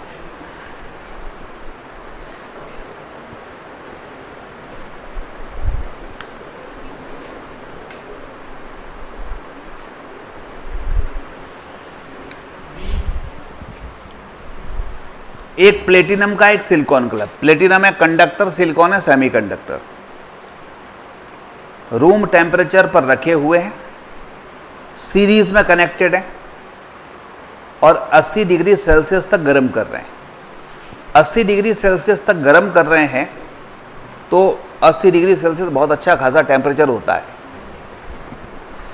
तो प्लेटिनम और सिलिकॉन की क्या विशेषता होती है, टेम्परेचर बढ़ाओगे तो प्लेटिनम का रेजिस्टेंस बढ़ेगा, सिलिकॉन का कम होगा, क्योंकि वो सेमीकंडक्टर है। अब सीरीज में कनेक्ट हैं और बात कर रहे हैं कि इसकी पोटेंशियल ड्रॉप की। पोटेंशियल ड्रॉप सीरीज में V = IR, यानी V डायरेक्टली प्रोपोर्शनल R। सीधे लॉजिकली सोचो, तो इसका मतलब टेम्परेचर बढ़ाने पर रेजिस्टेंस किसका बढ़ेगा, बोलो, प्लेटिनम का कि सेमीकंडक्टर का? प्लेटिनम का बढ़ेगा। प्लेटिनम का बढ़ेगा तो पोटेंशियल ड्रॉप बढ़ेंगे सीरीज में, V डायरेक्टली प्रोपोर्शनल आर है। और सेमीकंडक्टर का टेम्परेचर बढ़ाने पर रेजिस्टेंस कम होगा तो पोटेंशियल ड्रॉप कम होंगे। अब हिसाब लगाओ कौन सा सही है। ऐसा किस में दिया है? ए में दिया है potential drop will be same in both, ये तो होगा नहीं। बी में दिया है potential drop in silicon is greater, ये बी होगा क्या? सिलिकॉन का तो रेजिस्टेंस कम हो जाएगा तो पोटेंशियल ड्रॉप भी कम होंगे। सी में potential drop in platinum is greater, दे सही है, सी सही है। ठीक है, सी सही है। चलो 24 बताओ, करा दिया था, गुड, चलो मेहनत बच गई अपनी। 25 भी करा दिया, वेरी गुड। 26 पे आ जाओ। Two similar batteries, each of EMF 2 volt, internal resistance 1 ohm are connected in series and produce heat in the resistance 0.5 ohm. Then power produced in the resistance by the two battery will be, बताओ, simple question है, अभी concept बताया था power का। दो एक जैसी battery, प्रत्येक का EMF 2 वोल्ट, इंटरनल रेजिस्टेंस 1 ओम, सीरीज में कनेक्टेड हैं, तो नेट वोल्ट कितना हो गया? 2 और 2 4। नेट रेजिस्टेंस कितना हो गया? 1 और 1 2 net internal. Produce heat in the resistance of 0.5 ohm, external 0.5 है। Power produce in the resistance by two battery, तो इस एक्सटर्नल में कितनी पावर प्रोड्यूस होगी? P इक्वल टू लगा लो I²R, करो।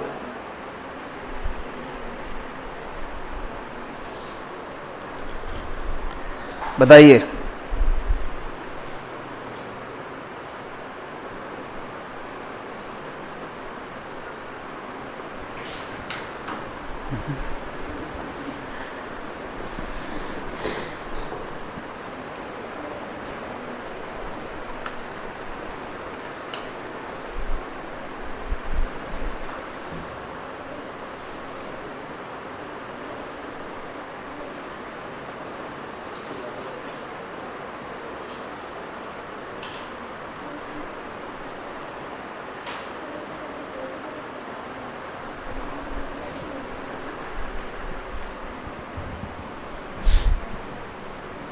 कितना आ रहा है? आप लोग कर नहीं रहे, करो।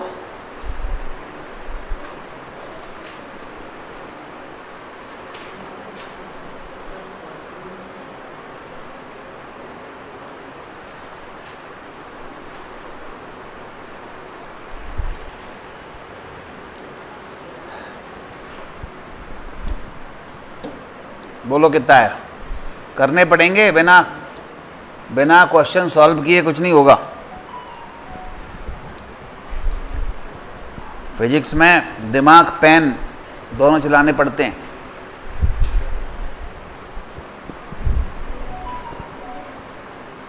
बैठ के सुनने वाला सब्जेक्ट नहीं है ये।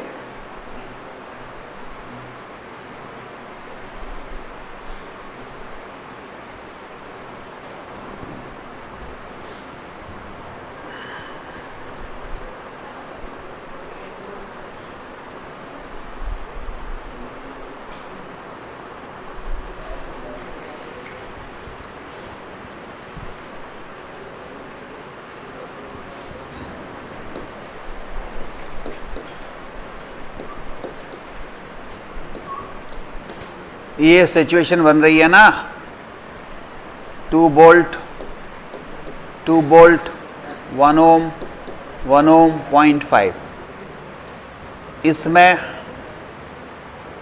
Then power produce in the resistance, इस रेजिस्टेंस में कितनी पावर प्रोड्यूस होगी ये पूछा है। तो P इक्वल टू I², ये R लगा लीजिए। I हो जाएगा टोटल EMF यानी 4 वोल्ट, टोटल रेजिस्टेंस 1 1 2 और ये 0.5 2.5, और रेजिस्टेंस क्या है? 0.5। यही तो आंसर है, बस है क्या?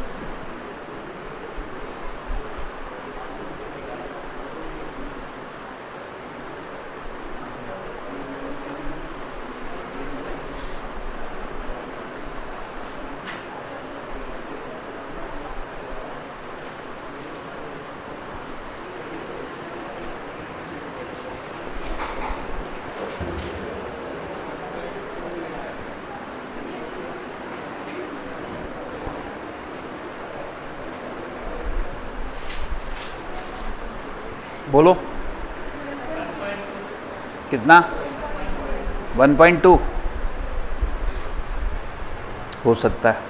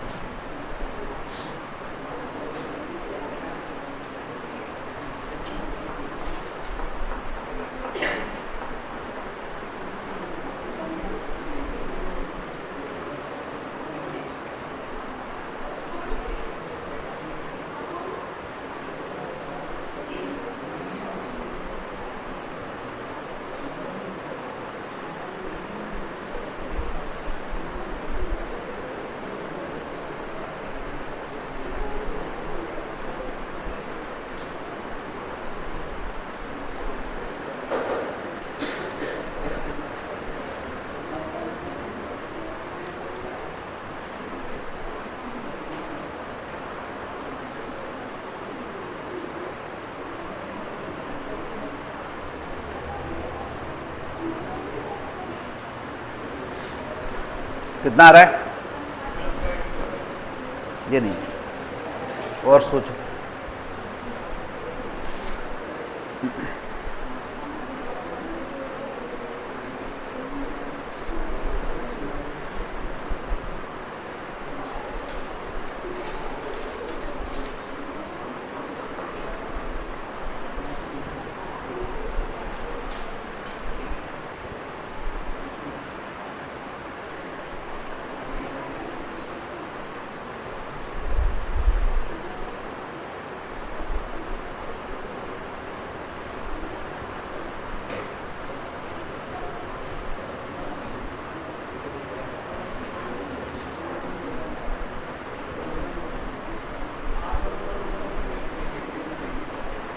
चलो मैं बताता हूं, मिटाऊं इसको।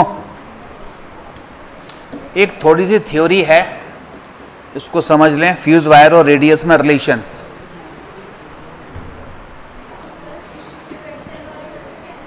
क्या बताता हूं, मुझे भी नहीं पता, अभी अपन सॉल्व करते हैं। लेकिन 1.2 तो नहीं है। देखो क्या होता है, वो इस क्वेश्चन में ये बोल रहा है कि पहले इतनी रेडियस है, इतना एम्पियर करंट फ्लो रही है, उतने पे फ्यूज हो जाता है, और फिर रेडियस हमने बदल दी तो कितनी एम्पियर उसमें जा सकती है, यही तो क्वेश्चन है। तो इसका मतलब जब ये फ्यूज होता है उस समय जितनी हीट इसको मिल रही होती है, या कहें फ्यूज होने के जस्ट पहले की कहानी क्या होगी, जितनी हीट मिल रही है उतनी रिलीज भी हो रही है, तो फ्यूज नहीं हो रहा। लेकिन उसको मिलती है तो, और वो फ्यूज होने का मतलब क्या है, मेल्ट होना। फ्यूज होने का मतलब है मेल्ट होना। तो पहले ये देखें कि हीट हम कितनी दे रहे हैं उसको। तो H इक्वल टू क्या होगा, बोलो, या सीधे पावर की बात कर लें तो पावर क्या दे रहे हैं अपन, I² R, ये दे रहे हैं। तो I², R क्या हो जाएगा, ρl अपॉन A। I क्या हो जाएगा, I हो गया I² और R क्या हो गया, ρl अपॉन A, यही हो जाएगा रेजिस्टेंस। अच्छा, रेजिस्टेंस को क्या लिख, ये A को क्या लिख सकते हो, πr²। ये हमारे पास पहला आ गया। अब ये जो P है, ये तो हीट अपन ने दी, अब वो मेल्ट हो रहा है, मेल्ट होके फ्यूज हो जाएगा। तो मेल्टिंग के केस में क्या फार्मूला लगता है, बोलो। मेल्टिंग के केस में पावर कितनी होगी, उसको लेते हैं 11th में जब हीट चैप्टर पढ़ते हैं उससे। तो उसमें जैसे मटेरियल होगा उसकी कुछ एमिसिविटी होगी, तो emissivity into surface area, surface area कितना होगा जहाँ से हीट निकल रही है, तो सरफेस एरिया पूरा लेना पड़ेगा ना। यानी ये वायर कैसा होता है, सिलेंडर होता है, और सिलेंडर का सरफेस एरिया क्या होता है 2 पाई आर एच, एच मतलब लेंथ। तो यहाँ पे अपने को 2 पाई आर इंटू एल लेना पड़ेगा, emissivity into surface area. Surface area कितना हो गया, कितना आ गया 2 pi R L into 2 pi R into L. अब इन दोनों को बराबर कर दूं तो एल तो कट ही जाएगा। तो इसलिए अपन जब बाद में ये कहते हैं ना, थ्योरी में लिखा भी था क्या कि जो लेंथ होती है वो इमटेरियल होती है, तो लेंथ की जरूरत नहीं पड़ती, लेकिन रेडियस के साथ क्या रिलेशन आ रहा है। अब करो, इतनी हिंट दे दी मैंने, अब करो जरा, 1 मिनट और दे रहा हूँ, करो। आपको केवल करंट का रेडियस के साथ रिलेशन क्या है ये पता करना है। इतनी हिंट मैंने दे दी। यहाँ एमिसिविटी का 11th वाला फार्मूला लगेगा, जो 11th पास कर चुके हैं उन सबको पता है, करो। जो 11th नहीं अभी किए हैं उनको पता नहीं होगा, बाकी सबको पता होना चाहिए।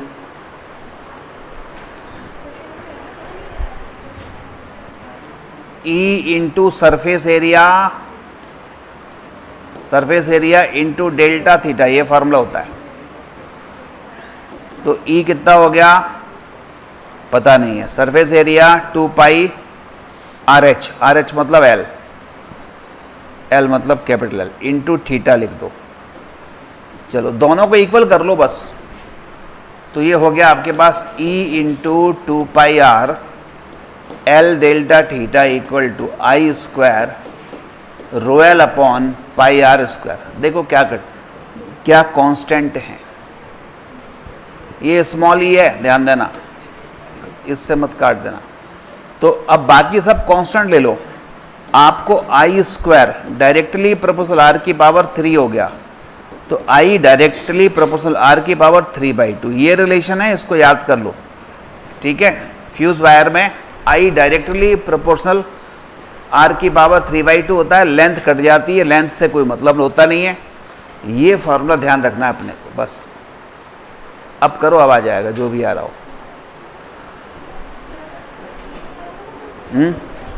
मैं और क्या, कौन सा बता रहे हैं अपन? अच्छा 27, अच्छा मैंने अभी 27 नहीं कराया। हाँ मैं तो इसका पूछ रहा था 28 का। ओहो चलो तो उसका देखते हैं, पहले इसको लिख लो। चलो I directly proportional R to the power 3/2 ये लगेगा।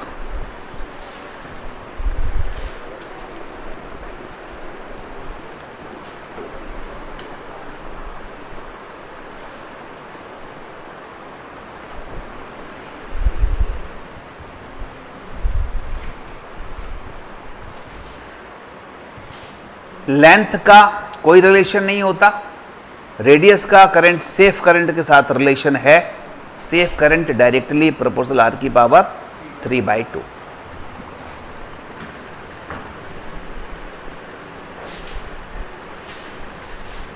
और इसको भी देख लेते हैं, इसमें क्या है 27 में। In electric kettle water boils in 15 minute, length of coil is reduced by 2/3, तो time required voltage same amount at the, voltage same है, वोल्टेज सेम है तो फिर टाइम डायरेक्टली प्रोपोर्शनल आर होता है। और आर को अगर मैंने 2/3 कर दिया है तो टाइम भी 2/3 हो जाएगा, 2/3 इंटू 15 10 आएगा, 10 minute.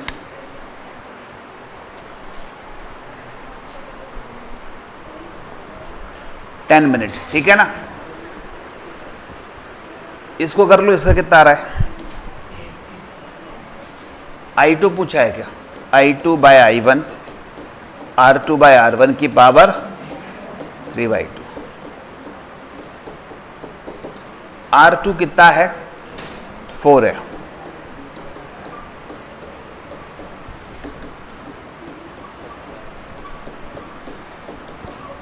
It is to 1। 8 into कितना है 10, तो 80 आ जाएगा, 80 ampere.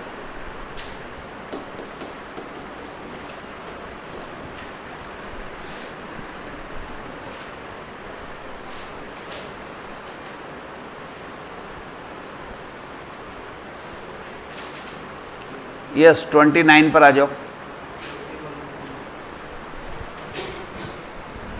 The ratio of length of two wire is 3:1. Their diameter is 1:2. If and wires, ये क्या है? If wires are connected in parallel with battery, P inversely proportional क्या आ जाएगा? R। तो R को लिख सकते हैं R को ρl अपॉन A। ऐसे करो जरा, क्या आ रहा है बताओ, क्योंकि लेंथ का भी रेशियो दिया है, डायमीटर का भी दिया है, आसानी से आ जाएगा। अच्छा, ρ1 बाय ρ2 1/20 दिया है, ये भी दिया है। तो हमारे पास H या P equal to V² by R, V same है, तो V² बाई R को लिख सकते हैं ρl अपॉन A।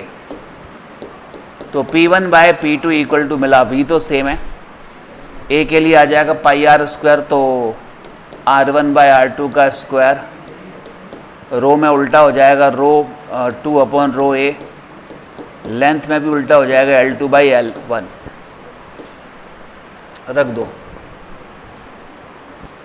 डायमीटर का रेशियो 1:2 है, तो रेडियस का भी 1:2 होगा। ρ2 ρ1 बाय ρ2 1/20 है, तो ये 20/1 होगा। L2 बाई L1 यानी 1:3 होगा। इसको सॉल्व कर लो,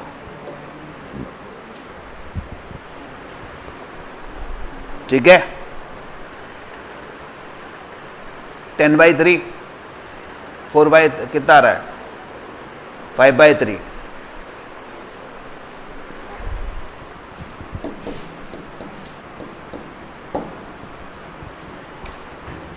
Question 30. Two bulbs are rated 25 watt to 20 volt and 100 watt to 20 volt. They are connected in series with 440 volt line. Then which bulb will fuse?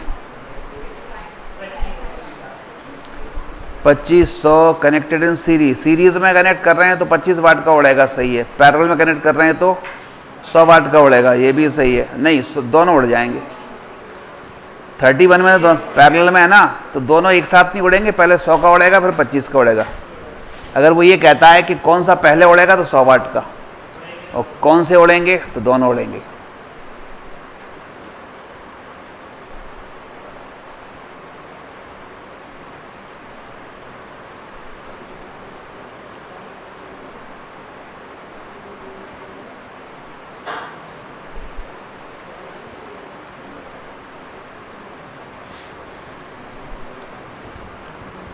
(32) 2.2 kilowatt power is transmitted through a 10 ohm line at 220 kilovolt. The power loss in the form of heat. Power loss निकालनी है। क्या formula है power loss का? Power loss equal to, वैसे तो I² होती है, R को लिख सकते हैं P/V, ठीक है। और P कितनी है 2.2। पावर लॉस का फार्मूला बोलो, PL equal to I²R। I² मतलब I को लिख लो P/V का स्क्वायर इंटू R, ये फार्मूला है। ये वो पावर है जो भेजनी है। कितनी भेजनी है 2.2 किलोवाट, 2.2 किलो 10⁻³ कर लेते हैं।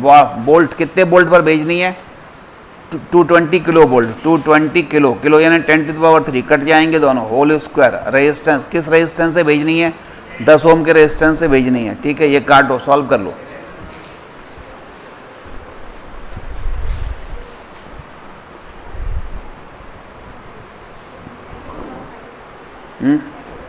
(10⁻³ यही आ रहा है, हाँ ठीक है। तो इतना कर लीजिए। अब 33, यस, और थोड़े से क्वेश्चन है वो आप घर पे ट्राई करो, अगले टर्न पे इनको कंप्लीट करेंगे। और नया टॉपिक, नया चैप्टर स्टार्ट करेंगे, मैग्नेटिक इफेक्ट ऑफ करंट। ये नया आएगा, मैग्नेटिक इफेक्ट ऑफ करंट। कल शाम को पेपर का डिस्कशन होगा 5:15 बजे।